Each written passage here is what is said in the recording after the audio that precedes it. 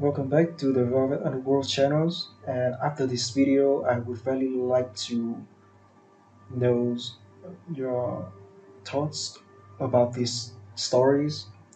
Feel free to share it under the comment sections and where you come from so that we could connect to each other better through this channel. Thank you.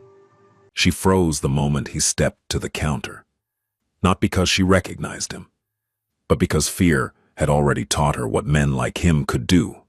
The Mafia boss noticed her hands shaking as she scanned his items, too fast, too careful, eyes glued to the register. When their eyes met, she flinched. That was when he realized. The fear had nothing to do with him, and everything to do with what would happen after he left. The convenience store sat on the corner of 8th and Monroe, wedged between a closed laundromat and a check-cashing place with bars on the windows. The fluorescent lights inside buzzed like trapped insects, casting everything in a sickly yellow glow that made even fresh produce look days old. Johnny DeSantis didn't usually shop for himself. He had people for that. People who filled his refrigerator, stocked his wine cellar, ensured his espresso machine never ran dry. But tonight, at 11:47 p.m., he'd been driving back from a meeting that had run late, the kind of meeting that happened in back rooms of restaurants that stayed open just for him. And he'd realized he was out of cigarettes, the American spirits he preferred, the light blue pack. His driver had offered to stop anywhere, but Gianni had waved him off. He'd noticed this store before, on this route he sometimes took, when he wanted to think, when he wanted to drive through neighborhoods that reminded him where he'd come from, even if he could never go back. The bell above the door chimed as he entered. The store was nearly empty. One customer, an older man in a security guard uniform, stood near the refrigerated section, deciding between energy drinks. The man glanced up when Gianni entered, then quickly looked away. People always looked away. Gianni had that effect. 6'2", broad-shouldered, with the kind of face that looked like it had been carved from marble and then cracked by experience. His suit was Italian, his watch was Swiss, and his presence filled rooms whether he wanted it to or not. He moved toward the counter, scanning the shelves behind it for his brand. That's when he saw her. The cashier stood perfectly still behind the register. Her hands pressed flat against the counter like she was trying to keep herself from floating away. She was young, mid-20s maybe, with dark hair pulled back in a ponytail that had started to come loose hours ago. Her name tag said Maya in faded letters, but it wasn't her name that caught his attention. It was the way she was breathing, short, shallow breaths through her nose, the kind of breathing people did when they were trying not to be noticed, when they were trying to disappear. Johnny had seen that kind of breathing before, in people who worked for him when they'd made mistakes, in people who owed money they couldn't pay, in people who knew that violence was coming and were calculating their chances of survival. "Evening," he said, his voice carefully neutral. She jumped. Actually jumped, like his voice had been a gunshot. "I'm sorry," she said immediately, her hand flying to her chest. "I'm sorry, I was just—" She stopped herself, swallowing hard. "How can I help you?" Her voice trembled on the last word. Gianni studied her more carefully. Her eyes were green but ringed with the kind of exhaustion that came from not sleeping, not from working late. She had a small bruise on her left wrist, just visible where her sleeve had ridden up. Her fingernails were bitten down to the quick. "American spirits," he said, keeping his voice even. "Light blue." "Yes, of course. Right away."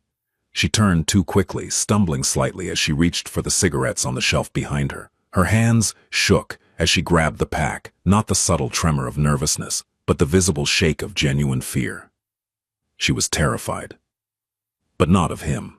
Johnny knew what it looked like when people were afraid of him specifically. They became very still, very polite, very careful not to make eye contact. They measured every word. They tried to give him what he wanted before he had to ask. This was different. Maya wasn't looking at him at all. She was looking past him toward the door, then toward the security camera mounted in the corner, then toward a door marked "Employees Only" at the back of the store. She scanned the cigarettes with trembling fingers. 10:47, she said, her voice barely above a whisper. Gianni pulled out his wallet, not the expensive leather one he usually carried, but a simpler black one he kept in his car for occasions like this, and handed her a 20. Her fingers brushed his as she took it, and she flinched again. "I'm sorry," she said again for the third time in as many minutes.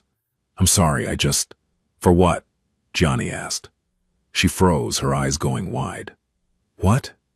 What are you apologizing for?" She stared at him, like he'd asked her to solve a calculus equation. I don't." The door at the back of the store opened. Maya's entire body went rigid. A man emerged from the back room, early 40s, thinning hair, cheap dress shirt with sweat stains under the arms.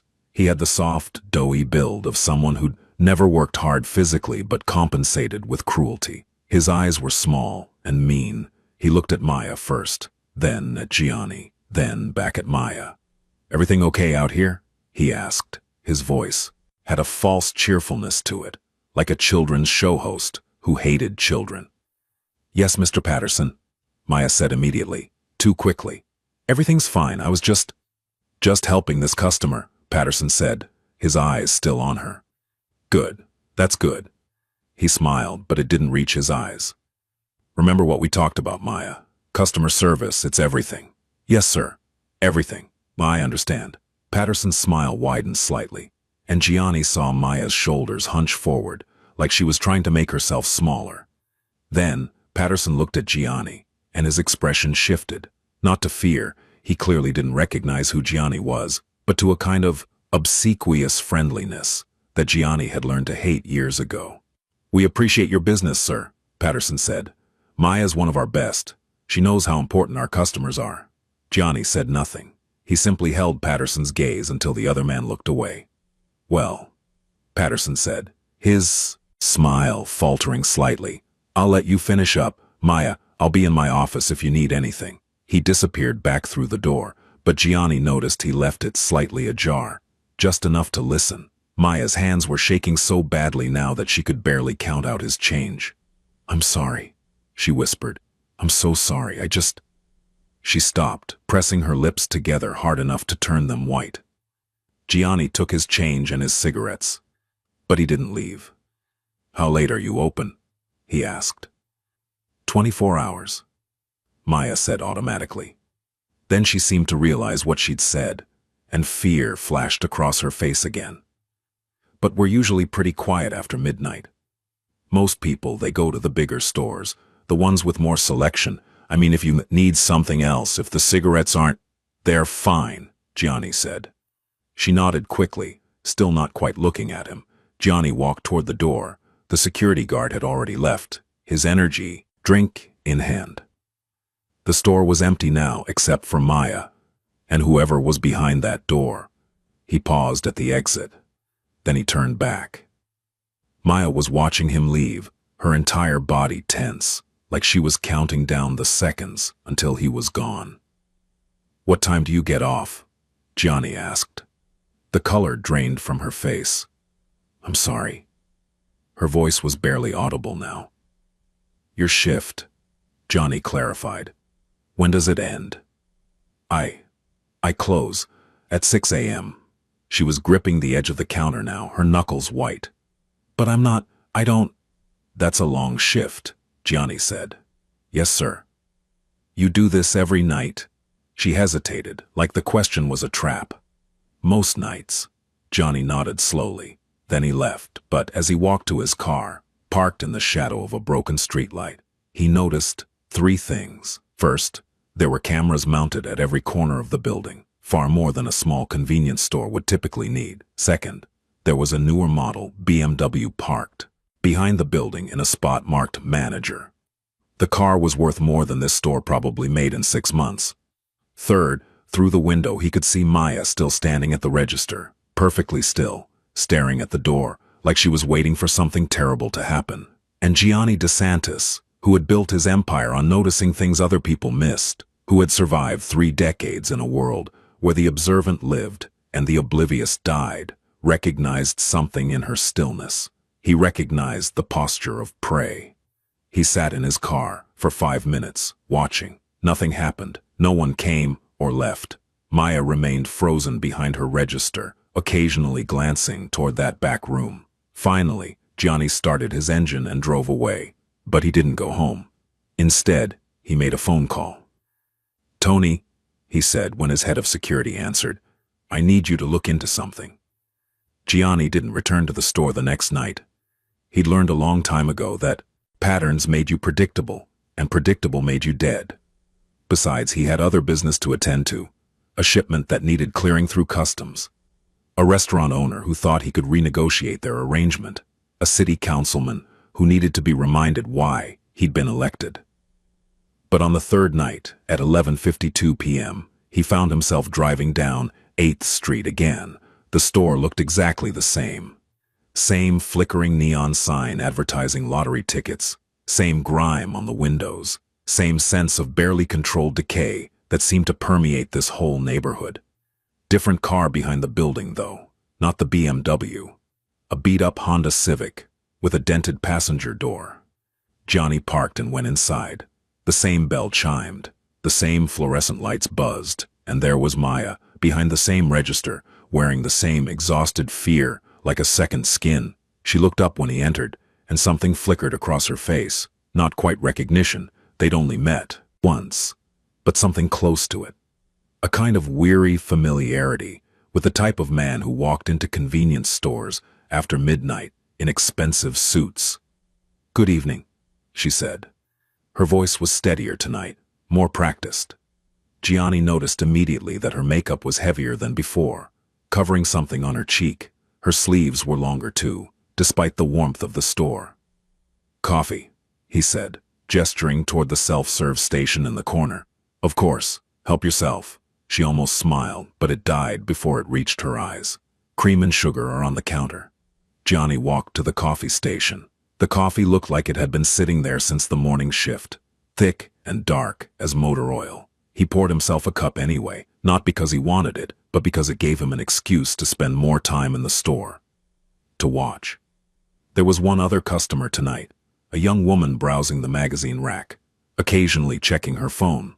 A college student, probably, killing time between shifts or classes. Johnny added cream to his coffee, stirring slowly, while he observed the store's layout in his peripheral vision. The security cameras weren't just numerous. They were expensive, high definition, the kind used by banks and casinos, not corner stores. And they were all angled toward the register, toward the door, toward the aisles, not toward the back room. Interesting. He walked back to the counter. Maya was entering something into the computer, her fingers moving quickly across the keys. When she saw him approach, she straightened immediately, her hand moving to smooth her ponytail. That gesture. He'd seen it before too. Women in his clubs did it when certain men approached. A kind of preemptive grooming, making themselves presentable for someone whose displeasure had consequences. "Just the coffee?" she asked. "And these?" He grabbed a pack of gum from the display near the register. He didn't chew gum, but it didn't matter. She rang it up. Her hands were steadier tonight, but he noticed she kept glancing at the time on the register display. 11:58 p.m. 2 minutes until midnight. 375, she said. Johnny handed her a 5. "Keep the change." "Oh, I can't." She stopped herself, pressing her lips together. "Thank you. That's very kind." But she didn't put the money in the tip jar near the register. Instead, she carefully folded it and slipped it into her pocket, glancing toward the back room as she did. The door was closed tonight, but Gianni could see light underneath it. "Busy night?" he asked. Maya's eyes widened slightly, like she wasn't used to customers making conversation. "Not really. It's usually pretty quiet after midnight, until the bars close around 2. She paused. "You work late?" "I keep irregular hours," Johnny said. "Me too." She almost smiled again. "Irregular is one way to put it. How long have you worked here?" The question seemed to catch her off. "Guard. 8 months, almost 9 now. Long shifts." "Yeah." She looked down at the counter. "The money's okay, though, better than most places." It was a lie. Johnny could hear it in her voice, see it in the way she wouldn't meet his eyes. Whatever this job paid her, it wasn't worth 10-hour night shifts in a neighborhood where most businesses closed at sundown. "You from around here?" he asked. Now she did look at him, suspicion creeping into her expression. Why? Just making conversation. She hesitated, clearly debating whether to answer. I grew up about 2 hours north, came here for school, college, community college, but I had to. She stopped, shaking her head. Sorry, I shouldn't talk about this. You probably want to get going. I'm not in a hurry. The suspicion deepened. Most people are. After midnight. I'm not most people. Something changed in her expression then. A flicker of, what? Recognition? Warning? No, she said quietly. I guess you're not. She knew, not who he was maybe, but what he was. People could sense it, the same way animals sensed predators. The capacity for violence, even when it was perfectly controlled, left a signature that people felt in their hindbrain. The college student came to the counter, ready to pay for her magazine. Maya shifted immediately into customer service mode, smiling, making small talk, counting change, playing her part perfectly. Johnny stepped aside, sipping his terrible coffee, watching. When the student left, Maya was alone with him again. The store fell silent except for the buzzing lights and the hum of refrigerator motors. I should let you get back to work, Johnny said. Relief flooded her face. Okay, thank you for stopping in. He walked toward the door, then stopped. That bruise on your cheek, he said, not turning around. The one you're covering with makeup. How'd you get it? The silence that followed was absolute. When he turned, Maya was staring at him with an expression he recognized instantly. It was the look people got when they realized they'd been seen, truly seen, for the first time in a long time. I walked into a door, she said automatically. No, you didn't. I'm clumsy. No, you're not. Her eyes filled with tears, but she blinked them back furiously. Please, she whispered. Please just go. Who did it? Nobody. It was an accident. Maya, please. Her voice broke. Please, you have to go. You have to. The door to the back room opened. Different man this time. Younger than Patterson, maybe early 30s, with the kind of lean, wiry build that came from manual labor or drugs. His eyes were bloodshot, and he moved with the jerky energy of someone who was high or about to be. He looked at Maya first, then at Gianni, then back at Maya. Who's this? He asked. Just a customer, Derek, Maya said quickly. He was just leaving. Derek's eyes narrowed. Little late for customers. Stores open 24 hours, Gianni said evenly. Yeah? Derek moved closer, and Gianni saw Maya stiffen. Well, we appreciate your business and all, but maybe you should, take it somewhere else next time. We're pretty full up here. The store was empty. Derek, Maya said, her voice tight with warning. He's a customer. We can't. I said, Derek interrupted, his voice hardening, that he should take his business elsewhere. There was a moment, just a moment, where Gianni considered showing this man exactly who he was talking to, where he considered making him understand the hierarchy of power that existed in this city, and where a strung-out convenience store employee ranked on it. But then he looked at Maya and saw pure terror in her eyes. Not terror that Derek would hurt him, terror that Gianni would hurt Derek, and that she would pay for it afterward. So instead, Gianni simply nodded. Have a good night, he said. He left, but as he walked to his car, he watched through the window as Derek grabbed Maya's arm, the same arm that had the bruise, and leaned in close to say something that made her whole body go rigid. She nodded, quickly, repeatedly, like a child being scolded. Derek released her and disappeared back into the office. Maya stood there for a long moment, her hand pressed to her arm where he'd grabbed it. Then she looked toward the window, toward where Gianni's car was parked in the darkness. And for just a second, their eyes met. Gianni saw the question in her gaze. Why did you ask? Why do you care? He saw something else too. Hope. Dangerous, fragile hope that someone had finally noticed, that someone had finally seen. Gianni started his car and drove away. But this time he made 3 phone calls. First, to Tony again. I need everything. The store, the employees, the owner, the finances, everything. Second, to his accountant. How hard would it be to buy a convenience store? Third, to someone who didn't ask questions and didn't leave traces. I need surveillance. discreet, just watching.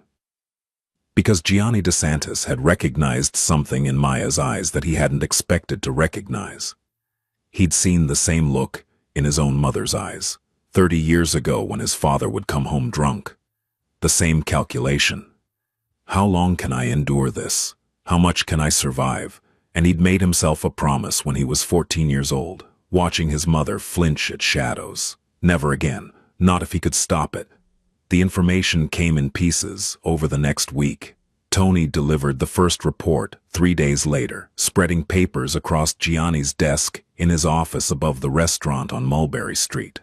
The office had floor-to-ceiling windows that overlooked the neighborhood, the kind of view that reminded everyone who saw it that Gianni was watching, always watching. The store's called Quick Stop Market, Tony said, pointing to a property deed, owned by a shell company called Monroe Enterprises LLC. I traced it back through 4 different holding companies, but the actual owner is a guy named Vincent Patterson. The manager, Johnny said. Yeah, but here's where it gets interesting. Tony pulled out another document. Patterson doesn't own just this store.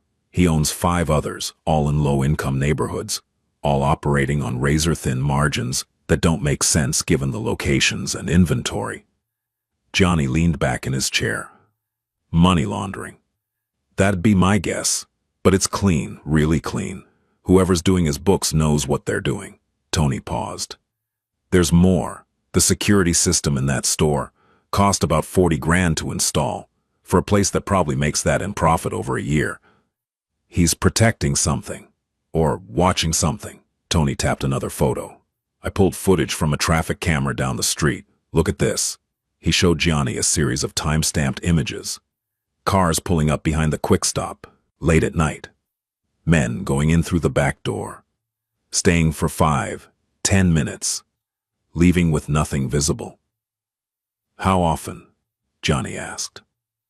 3, 4 times a week. Always between 1 and 3 a.m. Always different guys, but... Tony pulled out more photos. I ran facial recognition on a few of them. Small-time dealers, mostly.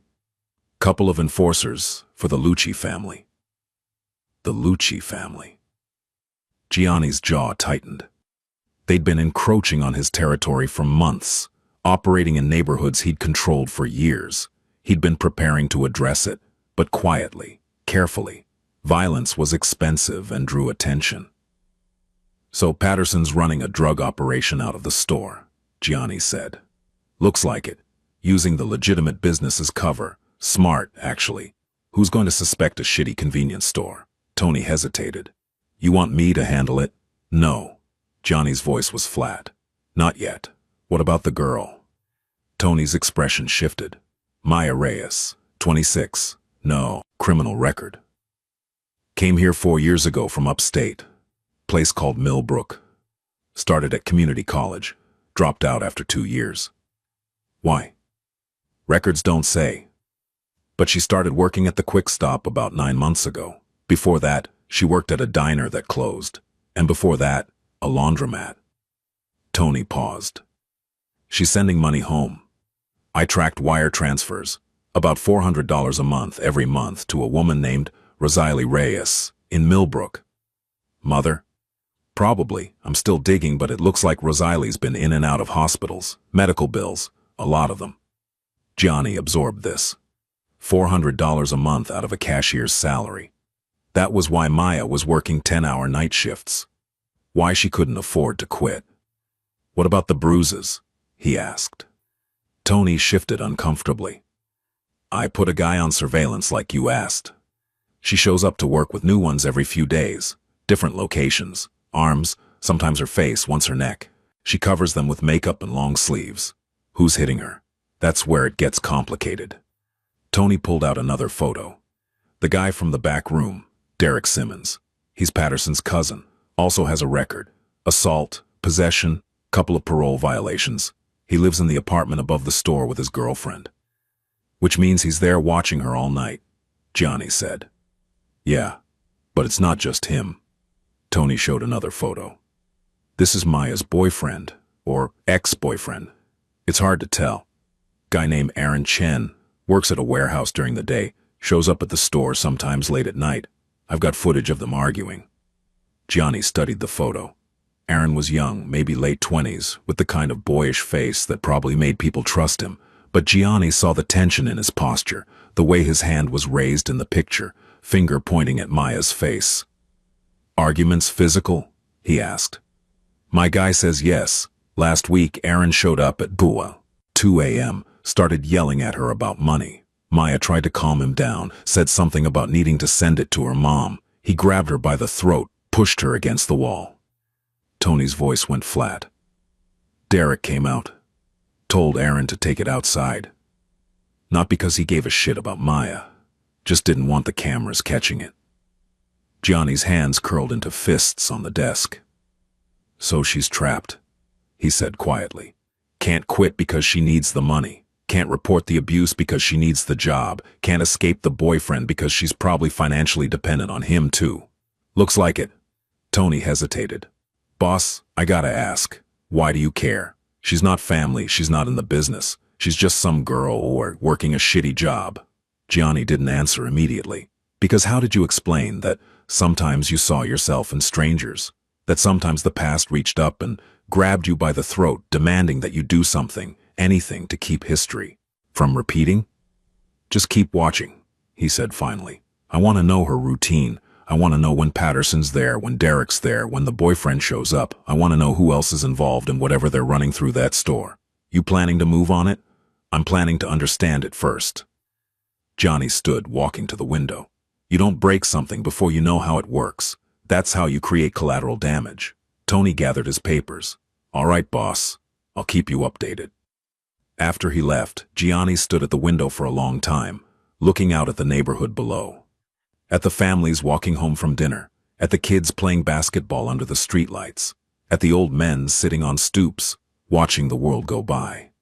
He'd built his empire on understanding that everything was connected, that every action had consequences that rippled outward in ways you couldn't always predict, that the most dangerous move was the one you made without thinking. So he would think, he would watch, he would understand exactly what Maya was trapped in before he decided how to free her. He returned to the quick stop 2 nights later. This time he brought questions instead of assumptions. It was 12:45 a.m. when he walked in, and Maya was alone at the register. No Derek, no Patterson, no other customers, just Maya, surrounded by fluorescent lights and stale air and the quiet desperation of minimum wage. She looked up when he entered, and this time there was definite recognition in her eyes. You again, she said. Me again. Gianni grabbed a bottle of water from the cooler. Quiet tonight? It's Tuesday. Tuesday's always slow. She paused. Are you going to keep coming here? Does it bother you if I do? She thought about that. I don't know yet. Honest. He liked that. He brought the water to the counter. She rang it up, $2 even, and he handed her a 5 again. You don't have to keep tipping me, she said. I know. Then why do you? Because you're working a job that doesn't pay enough, sending money home to someone who needs it, and dealing with people who hurt you. Gianni met her eyes. The least I can do is tip. Her face went pale. How did you? I notice things. She swallowed hard. That's not normal. Normal people don't notice things like that. I'm not normal people. Yeah. Her voice was barely a whisper. I figured that out. They stood there for a moment, the fluorescent lights buzzing overhead, neither of them moving. Finally, Maya spoke. What do you want? She asked. Really? Because men like you, they don't come to places like this unless they want something. And I don't have anything to give. Men like me, Gianni repeated. Yeah. She lifted her chin slightly, a flash of defiance cutting through the fear. I know what you are. I grew up around guys like you, the ones who think they own everything, the ones who take what they want. And what do I want, Maya? I don't know, but it's not water at 1 a.m., I know that much. Smart. She was smart, smarter than she probably gave herself credit for. You're right, Gianni said. I don't need water. I have a refrigerator full of water, expensive water, water that costs more than you make in a week. Then why are you here? Because I saw something the first time I came in, and I can't unsee it. What did you see? A woman who's afraid, not of strangers, not of the neighborhood, but of the people who are supposed to keep her safe. Maya's eyes filled with tears, but she blinked them back furiously. You need to stop. Stop what? Stop looking at me like that, like you know, like you care. Her voice cracked. Because even if it's true, even if you do care, it doesn't matter. You can't help me. Nobody can help me. Why not? Because... She stopped, glancing toward the back room, toward the cameras, toward the door. Because this is my life. This is what I chose. And if I try to change it, if I try to leave, people get hurt. What people? People I love. Your mother, Johnny said. She went absolutely still. How do you know about my mother? I told you, I notice things. That's not... You can't just... She pressed her hands to her face, breathing hard. You need to leave. Right now. Before Derek comes out, before something happens. What's going to happen? I don't know. But every time someone pays attention to me, every time someone asks questions, it gets worse. So please, just take your water and go. But Gianni didn't move. What if I could make it stop? He asked quietly. What? The fear, the bruises, the having to choose between your mother and your safety. He leaned forward slightly. What if I could make all of it stop? Maya stared at him like he'd spoken a foreign language. You can't. What if I could? You can't, she repeated, but her voice wavered. Nobody can. This is how things are. No, Johnny said. This is how things have been. That doesn't mean it's how they have to stay. She shook her head, tears finally spilling over. You don't understand. Derek, he's watching. Patterson, he knows everything that happens in this store. And Aaron, She stopped, wiping her eyes. He said, if I ever told anyone, if I ever tried to leave, he'd make sure my mom never got another dime. He'd make sure I never saw her again. Aaron doesn't have that kind of power. But Patterson does, and Derek does, and they're all... She stopped again, biting her lip hard. I've said too much. No, Johnny said gently. You haven't said nearly enough. The door at the back of the store opened. Derek emerged, eyes bloodshot, moving with that same jerky energy. He looked at Gianni, then at Maya's tear-stained face, and his expression darkened. Problem? He asked. No problem, Maya said quickly, wiping her face. Customer just needed help. Finding something. Looked like more than that. It wasn't. Derek moved closer, and Gianni saw the bulge under his jacket. Gun. Probably a 9mm. You again? Derek said, looking at Gianni. Thought I told you to find another store. This one's convenient. Johnny said mildly. Yeah, well, convenience ain't worth the hassle. Derek's hand drifted toward his waistband. So maybe you should inconvenience yourself somewhere else. Gianni could have ended this in 3 seconds. He could have drawn his own gun, a .45 he always carried, always within reach, and shown this punk exactly what happened when you threatened Gianni DeSantis. But Maya's eyes were on him, wide and terrified, silently begging him not to escalate. So instead, he simply picked up his water. Have a good night, he said. He walked to the door, paused, turned back one last time. Maya, he said, think about what I said. Then he left. From his car, he watched through the window as Derek grabbed Maya's arm, the bruised one, and yanked her close. Watched as he said something that made her flinch. Watched as she nodded quickly, desperately, trying to placate him. Johnny pulled out his phone, called Tony. Change of plans, he said. I need to know everything about Derek Simmons and Aaron Chen, where they live, where they go, who they talk to, who they owe money to, everything. When do you need it? Yesterday. Boss, what are you planning? Johnny watched as Derek released Maya and disappeared back into the office. Watched as Maya stood there, shaking, one hand pressed to her arm where he'd grabbed her. I'm planning to remind some people, Johnny said quietly, that fear only works if the person you're scaring doesn't have anyone scarier backing them up. He hung up, sat there in the darkness, watching, always watching, because that's what predators did. They watched, they waited, they learned their prey's patterns, their weaknesses, their fears, and then, when the moment was right, they struck. But Gianni wasn't hunting Maya. He was hunting the people who'd turned her into prey, and they had no idea what was coming. The information Tony delivered 2 days later painted a picture that was both clearer and uglier than Gianni had expected. They met in the back room of Rossini's, Gianni's restaurant, where the lighting was low and the walls were thick enough that conversations stayed private. Tony spread out files, photos, documents, the careful archaeology of other people's secrets. Derek Simmons, Tony began, tapping a police report. 3 assault charges, 2 convictions. Did 18 months in Rikers for beating his last girlfriend badly enough to put her in the hospital. Got out 2 years ago, violated parole twice. Somehow never went back. Someone protected him, Johnny said. Yeah, Patterson. Filed paperwork saying Derek was employed full-time, providing a stable residence. Parole board bought it. Tony pulled out another document. But here's the thing, Derek's not just Patterson's cousin, he's his enforcer. When Patterson needs someone roughed up, when he needs a message sent, Derek does it. And Maya? She's leverage. Tony showed surveillance photos. I tracked her routine. She doesn't just work at the Quick Stop. Every Monday and Thursday, a car picks her up after her shift, takes her to an apartment building in Astoria. She goes in for about 40 minutes, comes out looking worse than when she went in. What's in the apartment? Patterson's main operation. That's where they cut and package. The store's just a front and a drop point. Tony paused. And that's where they keep the girls. Johnny's blood went cold. Girls.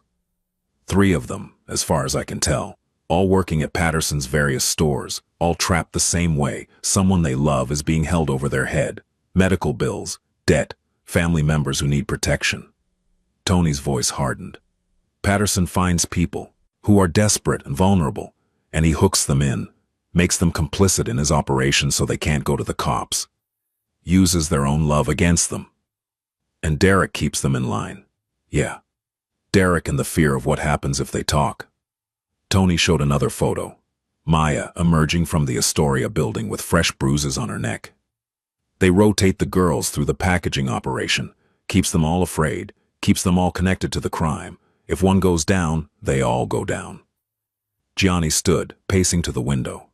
Outside, people walked by, unaware, living their lives, protected by his organization's careful maintenance of order, of control. But Maya wasn't protected. None of those girls were. What about Aaron? He asked. Aaron Chen is a piece of work. Tony's disgust was clear. Met Maya about a year ago, started dating her, seemed normal at first. Then she started working for Patterson, started sending money home to her mom. Aaron saw an opportunity. He's taking her money. Not just that, he's in debt, gambling mostly, owes about 30 grand to some very unpleasant people. So he's been convincing Maya to give him her earnings. Threatens to tell Patterson she's stealing if she doesn't. Threatens to cut off her mother's money. Threatens to hurt her mother directly. He's using her the same way Patterson is. Exactly. And here's the kicker. Tony pulled out the final document. Aaron's connected to the Lucci family. Not directly, he's too small time, but he's doing errands for them, which means Patterson's operation might actually be funded by the Luccis. They've been looking for a way into this territory for years. Gianni absorbed this. The Lucci family, Patterson, Derek, Aaron, all of them circling around Maya and girls like her, feeding on their fear, growing fat on their desperation. Options, he said. Legal, call the cops, let them raid the operation, but that means Maya and the other girls get arrested too. Even if they testify, even if they cut deals, their lives are over. They'll have records. Patterson will make bail and come after them. The Luccis will send someone to clean up loose ends. Illegal? We move on the operation directly, take out Derek and Patterson, sever the Lucci connection, but that means war, and war is expensive. Johnny turned from the window. Third option? Tony smiled grimly. You already know. Say it anyway. We make Patterson an offer he can't refuse. We convince him that his operation is suddenly more trouble than it's worth. We convince the Luccis that this territory isn't available. We convince Aaron that Maya is off limits. Tony paused. And we do it all without anyone knowing you were involved. How? By making them more afraid of what might happen. Then they are greedy for what they have. Johnny nodded slowly. It was risky. It required precision. But it was the only way to protect Maya, without destroying her in the process. "Set it up," he said. "I want to talk to Patterson first. Alone." Vincent Patterson was not a stupid man. He'd built his operation carefully over 10 years, starting with a single store and expanding slowly, methodically. He'd learned to stay below the radar. He'd learned to never get too greedy. He'd learned exactly how much pressure he could apply to people before they broke in ways that attracted attention. But he'd never learned what it felt like to be on the receiving end of that pressure, not until he got the phone call. It came at 3 a.m., 3 days after Gianni's last visit to the quick stop. An unknown number. Patterson almost didn't answer, but something made him pick up. "Vincent Patterson," he said. "You don't know me," said a voice on the other end. Calm, measured, dangerous. "But I know you." Patterson sat up in bed. "Who is this?" "Someone who's been watching your operation, the stores, the back room, the girls, the connection to the Lucci family." A pause. Everything, fear, cold and sharp, slid down Patterson's spine. "I don't know what you're talking about." "Yes, you do, and you're going to listen very carefully because I'm only going to say this once." The voice, Johnny's voice, though Patterson didn't know that, continued. "In approximately 6 hours, you're going to receive a visit from someone representing my interests. You're going to sit down with this person. You're going to listen to what they have to say, and then you're going to make a choice." "A choice about what?" "About whether you want to keep your operation or keep your life." Patterson's mouth went dry. "Are you threatening me?" "I'm informing you, there's a difference." The voice remained perfectly calm. "The Lucci family doesn't own this territory. They never will. And your operation, using vulnerable women as mules, taking advantage of their desperation, that ends now. You can't just... I can, and I will. The question is whether you cooperate or whether I have to make you cooperate. Cooperation is cleaner, easier, better for everyone involved. And if I refuse, then Derek Simmons will be arrested tomorrow for parole violation. The evidence will be airtight.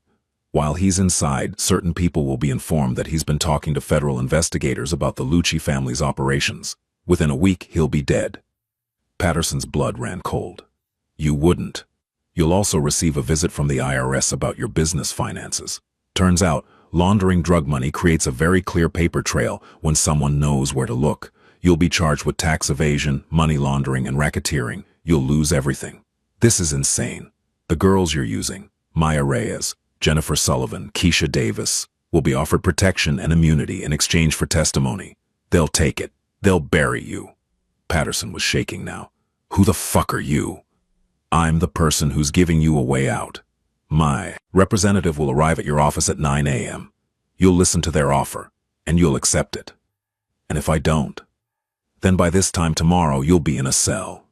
Derek will be dead, and the Luccis will be looking for who burned their distribution network." A pause. "Choose wisely, Mr. Patterson." The line went dead. Patterson sat in the darkness, his phone clutched in his hand, his heart hammering against his ribs. He'd built this operation on fear, on understanding that people would do almost anything to protect the ones they loved, on exploiting that desperate love until there was nothing left but compliance. But now, someone was using the same tactics on him. And whoever it was, they were much, much better at it. At 9 o'clock a.m. exactly, Tony walked into the Quick Stop's office. Patterson was already there, looking like he hadn't slept. His hands trembled slightly as he poured himself coffee from a machine that looked like it hadn't been cleaned in months. "Vincent Patterson?" Tony asked, though he knew the answer. "Who wants to know?" Tony closed the door behind him, drew the blinds, sat down without being invited. "I represent certain interests in this city," he said. "Interests that have become concerned about your operation." "I don't know what you're talking about." "Yes, you do, so let's skip the denial and get to the negotiation." Tony pulled out a folder, spreading documents across Patterson's desk. "This is what's going to happen. You're going to sell all 5 of your stores. The buyers are already lined up. Legitimate businesses, fair market value, clean transaction. The money will go into an account I've already set up for you.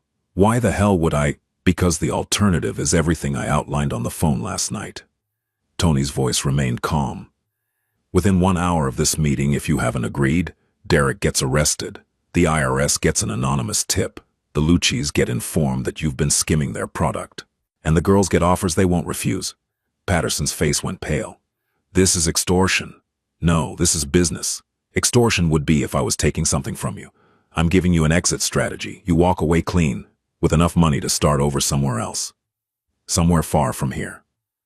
And the girls? The girls are no longer your concern. Tony leaned forward. Here's what happens to them. They quit, effective immediately. Any debt they think they owe you is forgiven. Any threats made against their families are void. They walk away, and you never contact them again. The Luccis will never allow this. The Luccis have already been informed that this territory is closed to them, permanently. They understand the situation.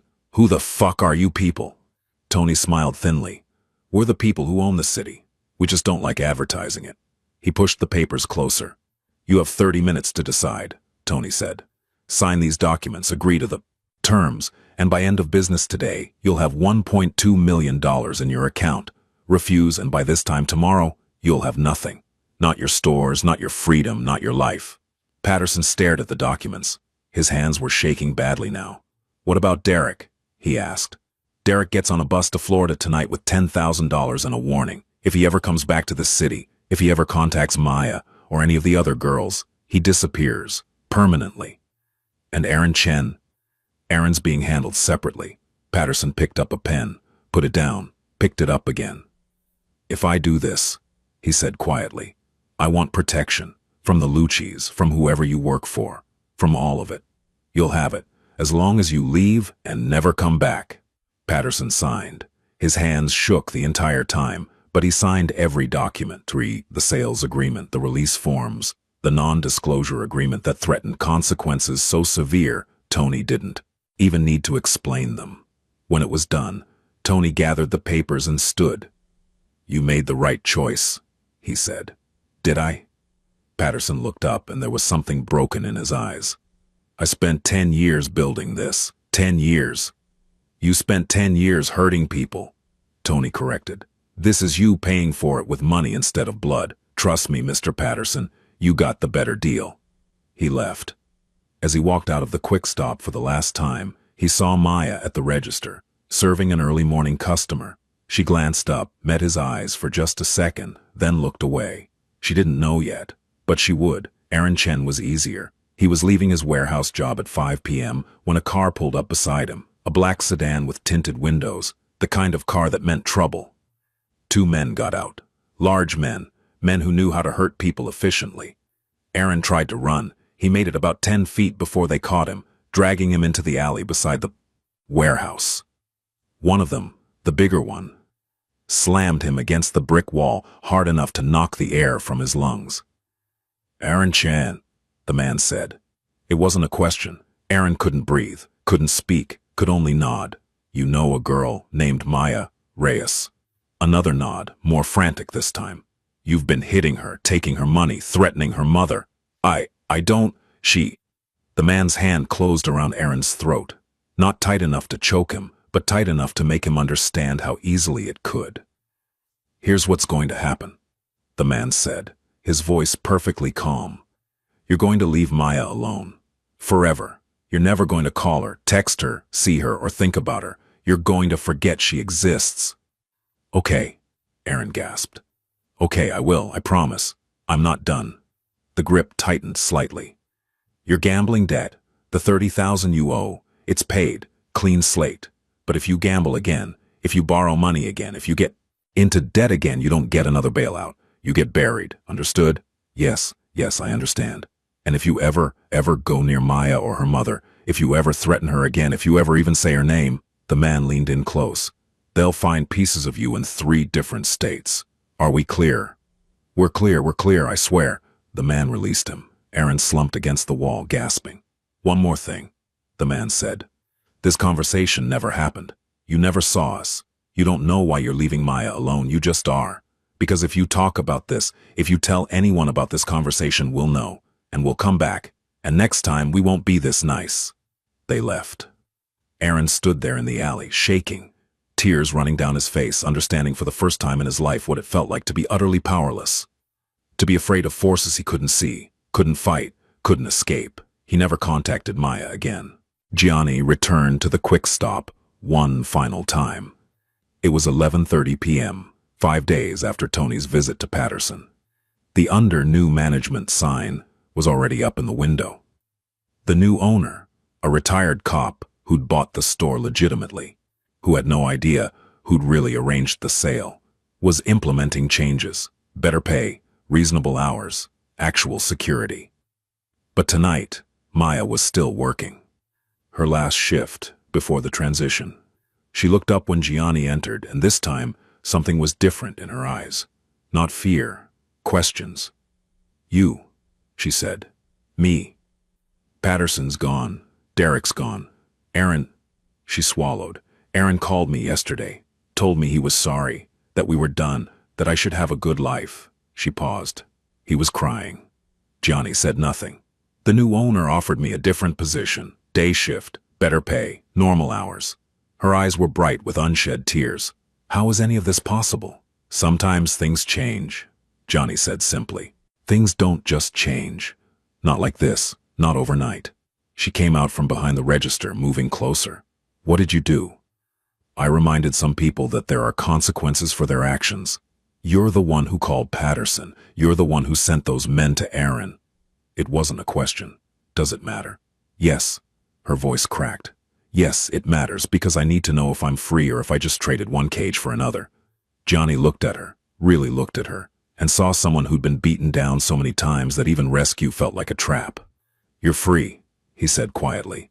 "The job is yours if you want it, but if you don't, there are others. The debt you thought you had, it's gone. The threats against your mother, empty. The people who hurt you, gone or too afraid to come back." "Why?" The tears spilled over now. "Why would you do all this for someone you don't even know?" "Because someone should have done it for my mother," Gianni said. "And nobody did." Maya stared at him, understanding dawning in her eyes. "What do you want from me?" she whispered. "Nothing. People like you always want something. Not from you." Gianni stepped back toward the door. "Live your life, Maya. Send money to your mother without having to choose between her and your safety. Work a job that doesn't destroy you. Find someone who treats you the way you deserve to be treated." He paused. "That's all I want. For you to have the chance my mother never had." "I don't even know your name," she said. "You don't need to. Will I see you again?" "No." She nodded slowly, tears still streaming down her face. Then, unexpectedly, she crossed the distance between them and hugged him. A brief, tight embrace that spoke of gratitude too big for words. When she stepped back, she was smiling through her tears. "Thank you," she whispered. "Whoever you are, thank you." Gianni nodded once. Then he turned and walked out of the quick stop. For the last time. As he drove away, he saw her through the window, standing in the fluorescent light, one hand pressed to her mouth, her shoulders shaking with sobs. But they were different sobs than before. Before she'd cried from fear. Now she cried from relief, from hope, from the sudden, dizzying possibility that maybe, just maybe, the nightmare was finally over. 3 months later, Gianni received a letter. It came to his office, addressed to "the man who helped me," care of Rossini's restaurant. The return address was from Millbrook, New York. Tony brought it to him, eyebrows raised. "Scanned for anthrax. It's clean." "Who's it from?" "Woman named Rosalie Reyes. Ring any bells?" Gianni took the letter, opened it. Inside was a single page, handwritten in shaky script. "Dear sir, I don't know your name. I don't know how to find you, but my daughter Maya told me that someone helped her when she needed it most. Someone who asked for nothing in return. I'm writing to say thank you, not just for what you did for Maya, but for what you did for me. You see, I was dying, the cancer was everywhere, and I couldn't afford treatment. Maya was killing herself trying to send me money, trying to keep me alive. But 3 months ago, everything changed. Maya's situation changed. She got a better job, and somehow, she won't tell me how, my medical bills got paid, all of them, by an anonymous donor. I'm in remission now. The doctors say I have a real chance. My daughter has a real chance. I don't know why you helped us. I don't know what we did to deserve your kindness, but I want you to know that you saved 2 lives, not just one. Thank you." With all my heart, Rosalie Reyes. Johnny read the letter twice. Then he folded it carefully and put it in his desk drawer, next to a photo he kept there. A photo of a woman with dark hair and kind eyes, standing in front of a house that no longer existed. His mother, she died when he was 16. Heart attack, the doctor said. But Gianni knew it was more than that. It was years of stress, years of fear, years of choosing between medicine and food, between safety and rent, years of being trapped. "You okay, boss?" Tony asked. "Yeah." Gianni closed the drawer. "I'm fine." But he wasn't fine. He was thinking about all the women like Maya, all the people trapped in situations they couldn't escape, ground down by systems designed to exploit their desperation. He couldn't save them all, but maybe he didn't have to save them all. Maybe saving one was enough. 6 months after that night in the quick stop, Maya Reyes walked across a stage to receive her associate degree in business administration. She'd re-enrolled in community college after the new job gave her regular hours, after her mother's cancer went into remission, after Aaron disappeared from her life like smoke, after Derek and Patterson vanished so completely it was like they'd never existed. After everything changed, she scanned the audience as she received her diploma, looking for her mother in the crowd. Rosalie was there, thinner than before, but alive, smiling, crying happy tears. But Maya was also looking for someone else. A man in an expensive suit who'd walked into a convenience store and noticed what no one else had seen, who'd cared when he had no reason to care, who'd changed her life and asked for nothing in return. She didn't see him. She hadn't expected to. But as she left the auditorium, diploma in hand, mother at her side, she saw a black sedan parked across the street. Tinted windows, the kind of car that meant something. The back window rolled down just an inch, just enough for her to see a hand raise in acknowledgement.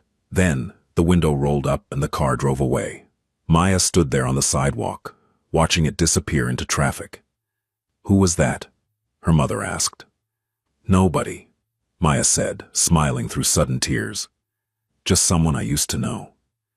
But that night, when she got home to her small apartment, the one she could finally afford, in a building with actual security, she wrote a letter of her own. "Dear Sir, I don't know if this will reach you. I don't know if you'll read it, but I wanted you to know that I graduated today. Business administration. It's not much, but it's mine. My mom is doing better. She's in remission. She asks about you sometimes, asks how you knew to help us. I tell her I don't know because I don't, not really. But I think maybe you helped us because nobody helped someone you loved, and you didn't want history to repeat. If that's true, then I want you to know it didn't repeat. You changed it. You changed everything. I'm going to start my own business someday. A real one. Something that helps people the way you helped me. I'm going to treat my employees fairly. I'm going to notice when they're afraid. I'm going to be the person who stops the cycle instead of continuing it. Because you showed me that's possible. Thank you for seeing me when I was invisible. Thank you for caring when you didn't have to. Thank you for giving me my life back. I hope you know what you did mattered. Always, Maya." She sent the letter to Rossini's restaurant, hoping it would find its way to him. It did. Johnny read it in his office, alone, with the city lights glittering outside his window. Then he put it in the drawer next to Rosalie's letter, next to his mother's photo, next to the other reminders of why he did what he did. Not for power, not for money, but for moments like this, moments when the powerful used their power to protect instead of exploit, moments when fear was replaced by hope, moments when someone who'd been invisible was finally seen. He closed the drawer, turned back to his work. There were other businesses to run, other territories to protect, other people who needed reminding that this city had rules, and those rules applied to everyone.